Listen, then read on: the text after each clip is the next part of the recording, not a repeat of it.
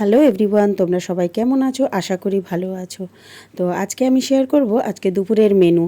তো আজকে আমি পালং শাকের চচ্চড়ি করব। তো পালং শাকটা ভালো করে কেটে নিয়েছি আর সবজিগুলো আমি কড়াইতে 5 ফোড়ন আর শুকনো লঙ্কা দিয়েছি, দিয়ে সবজিটাকে দিয়ে দিয়েছি। দিয়ে একটু সবজির মধ্যে নুন, লঙ্কা, হলুদ গুঁড়ো সমস্ত কিছু দিয়ে একটুখানি ভালো করে কষিয়ে নেব। কষিয়ে নিয়ে এবার থালাটাকে ঢাকা দিয়ে দেবো। এখন আমি কিছুতেই শাক দেব না। দেখো সবজিটা একটু মজে গেছে, এরপর আমি শাক দিয়ে দেব। এবার শাকটা দিয়ে একটুখানি নাড়াচাড়া করে নেব, করে নিয়ে তারপর ঢাকা দিয়ে দেবো। কারণ আগে থেকে শাকটা দিলে না কেমন শাকটা গলে যায়, খুঁজে পাওয়া যাবে না। এই দেখো আমার হয়ে গেছে। এবার একটুখানি সামান্য চিনি দিয়ে নামিয়ে নেব।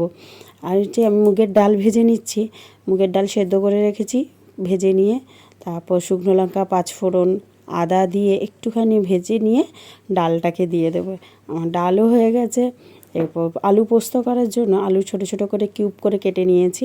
আর পোস্তর জন্য আমি আদা, কাঁচা লঙ্কা, কাজু বাদাম আর একটু সামান্য পোস্ত দিয়ে পোস্তটাকে ভালো করে বেটে নেব।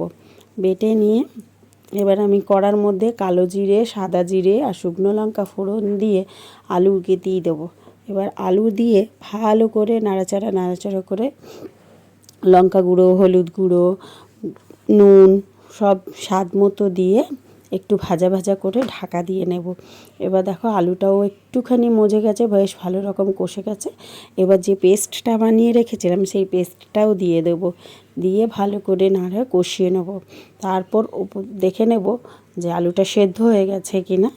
এবার উপর থেকে একটু কাঁচা লঙ্কা আর আমি একটু গোটা পোস্তও রেখেছিলাম, সেই পোস্তটা দিয়ে দেবো। ব্যাস আমার